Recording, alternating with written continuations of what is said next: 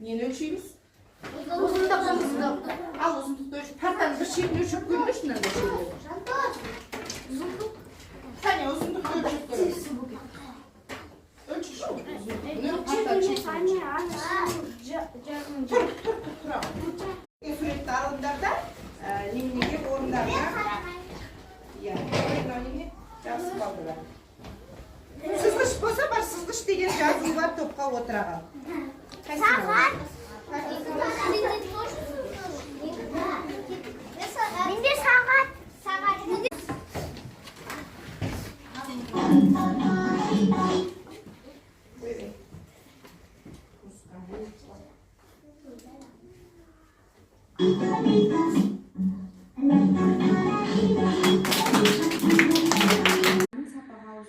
және қарама қайшылықта күрес арқылы жүзеге асады.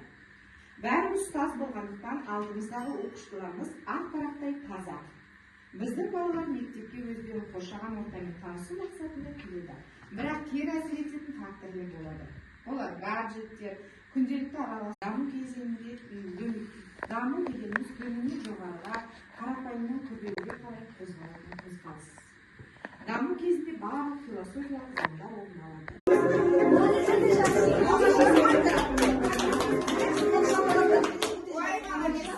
Жоқ, мен келіспеймін. Олар ана жақпен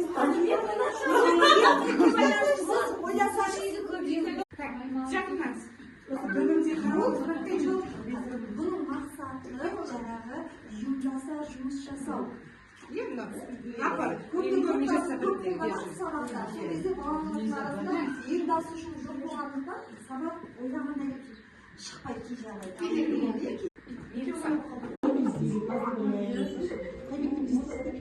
Жақсы. Енді бұны жасау қалай жасаймыз? Бұл дайын өзіміз сабақта қолданатынымызды көрсетті. Бұл платформаға кіру үшін біз Google аккаунт создавать етеміз бізде.